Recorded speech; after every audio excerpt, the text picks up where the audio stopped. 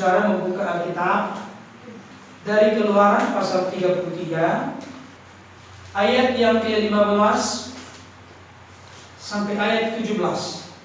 Berkatalah Musa kepadanya, jika engkau sendiri tidak membimbing kami, janganlah suruh kami berangkat dari sini. Dari manakah gerangan akan diketahui bahwa aku telah mendapat kasih karunia di hadapanmu, yakni aku dengan umatmu ini?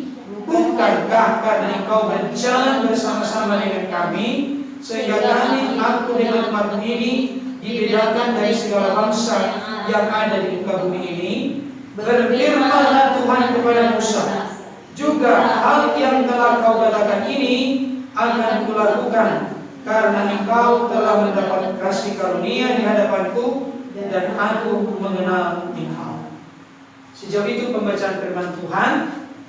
Yang berbahagia adalah setiap kita yang mendengar firman Tuhan dan yang memelihara dalam hidup kita hari lepas hari.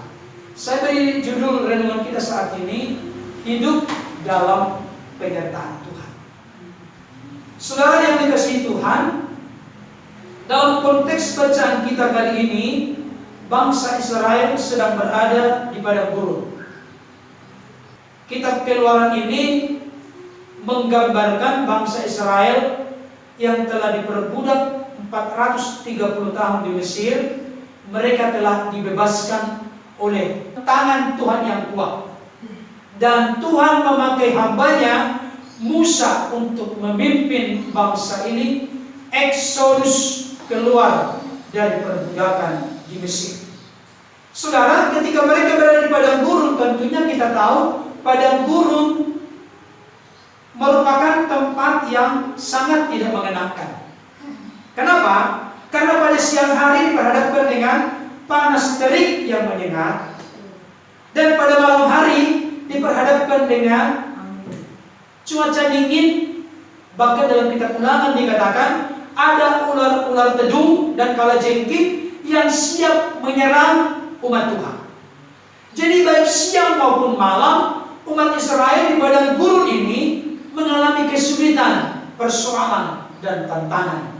Tapi itu perjalanan hidup yang dikehendaki oleh Tuhan sebagai bentuk proses di mana mereka nanti akan masuk ke tanah Kanaan, tanah perjanjian yang berlimpah-limpah susu dan madunya. Bukan hanya itu tantangan di padang gurun, Bapak Ibu Saudara. Apalagi di padang gurun merupakan satu gambaran kehidupan di mana air merupakan kebutuhan yang sangat utama, kebutuhan yang sangat pokok, dan itu sulit sukar ditemukan. Tapi saya mau memberikan kepada kita saat ini, perjalanan hidup bangsa Israel ini perlu kita sadari sebetulnya merupakan gambaran dari perjalanan hidup kita sebagai orang-orang percaya di dunia ini. Ada kesulitan, ada problem, ada masalah, ada pergumulan, ada tantangan yang diperhadapkan dalam hidup kita. Tapi Tuhan menghendaki kita untuk tetap berjalan menuju apa yang Tuhan mau, Tuhan inginkan, Tuhan kehendaki. Bahkan sering saya katakan ketika saya menyampaikan firman Tuhan dimanapun, saudara, orang Kristen itu punya hal yang unik dan sesuatu yang luar biasa, yang mana kita memiliki dan mengenal Allah yang ajaib dalam Kristus Yesus. Ada kunci yang mengatakan, sekalipun aku berjalan dalam lembah kekelaman, aku tidak takut bahaya, sebab gadamu dan tongkatmu, itulah yang menopang aku. Artinya apa? Sekalipun aku berjalan dalam lembah kekelaman, tidak ada istilah bagi orang Kristen ketika ada lembah kekelaman berhenti, stop, mundur. Tidak, orang Kristen tetap berjalan dalam lembah kekelaman karena dia bersama dengan Tuhan. Saudara yang dikasihi oleh Tuhan, suatu ketika ada seorang mantan presiden di Amerika Serikat, namanya Abraham Lincoln. Abraham Lincoln ini diperhadapkan dengan peperangan saudara. Peperangan saudara itu berarti sesama orang Amerika. Maka kelompok yang mensupport, mendukung Abraham Lincoln berkata kepada Abraham Lincoln, "Tuan Presiden, ada apa? Apakah kita mau meminta supaya Tuhan berpihak kepada kita?"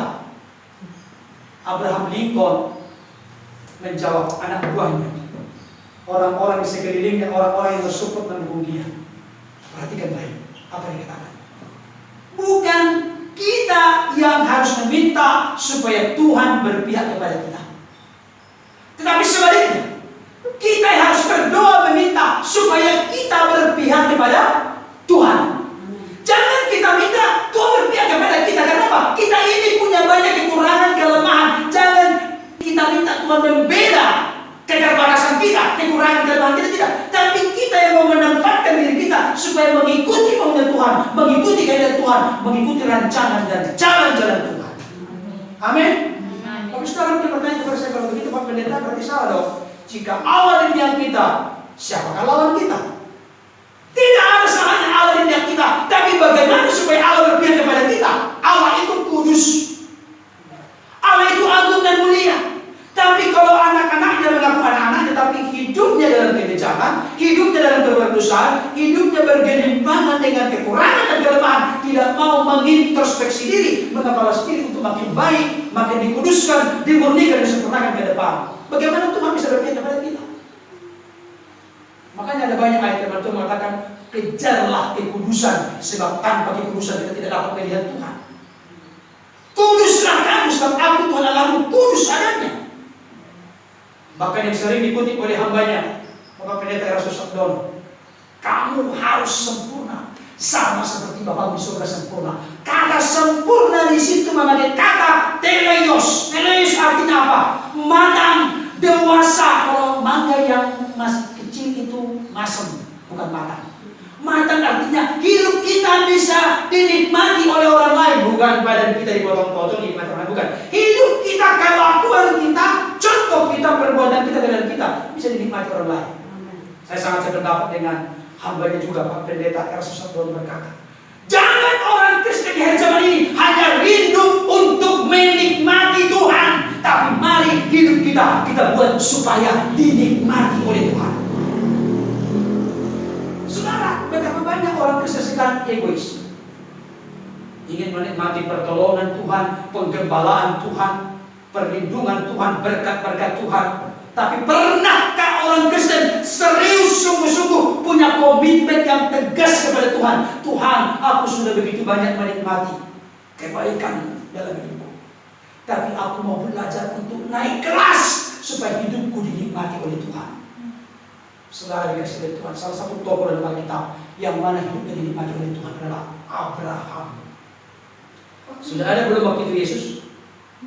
Belum Yesus. Dalam keberadaan sebagai manusia belum, yang dikandung Bunda Maria belum, karena itu perjanjian baru. Tapi hebatnya Abraham, kalaupun belum disalibkan Yesus saat itu, karena itu perjanjian baru, tapi ketaatannya kepada Tuhan, akhirnya Tuhan menikmati ketaatannya. Itu terjadi oleh karena Abraham diperintahkan oleh Tuhan untuk mempersembahkan anaknya Ishak. Sudah dinanti 25 tahun, Tuhan berkata, ambillah anakmu yang kau kasihi, anakmu yang tunggal satu-satunya, bawalah dia, persembahkanlah dia ke tempat yang akan kutunjukkan kepadamu. Saudara, apa yang terjadi?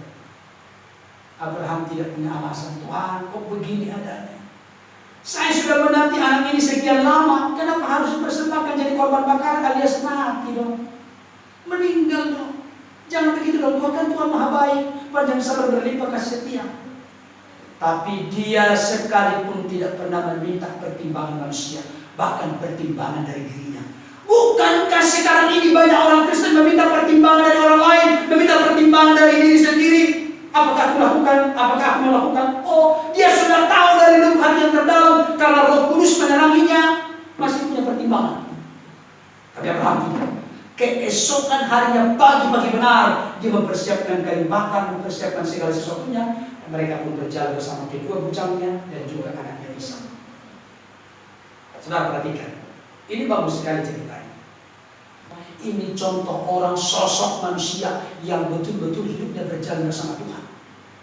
Saya tidak berkata kepada saudara tidak ada kekurangan dari Abraham. Abraham punya kekurangan kelemahan, tapi semakin naik. Ini yang lebih penting. Kita punya kekurangan kelemahan dari permasalahannya, semakin naik enggak? Level yang kita sudah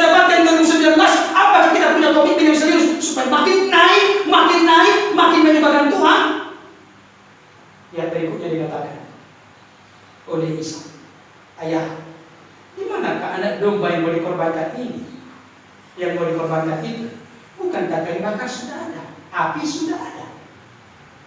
Mana anak domba? Mana domba yang mau dikorbankan?" Abraham itu berhikmat sekali.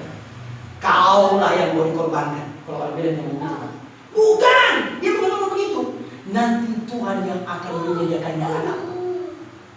Pendek cerita, sampai di Bukit Moria sudah ditaruh semua mesbah, kayu-kayu bakar sudah, dan anaknya pun Ishak diikat dan dinaikkan ke mesbah bakaran ini, siap untuk memegang alat.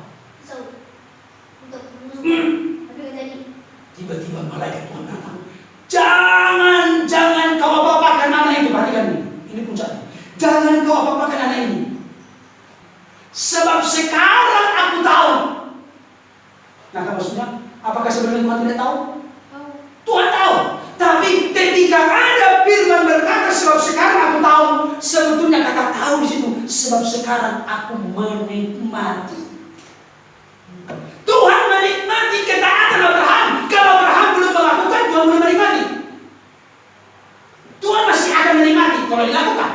Tapi ketika sudah dilakukan, sekarang aku tahu bahwa engkau lebih mengasihi aku daripada mengasihi anak itu. Sekarang, maka muncullah pengenalan akan Allah oleh karena pengalaman yang luar biasa. Apa itu? Allah Jehovah Jireh. Di ayat sebelumnya belum ada ungkapan Allah Jehovah Jireh.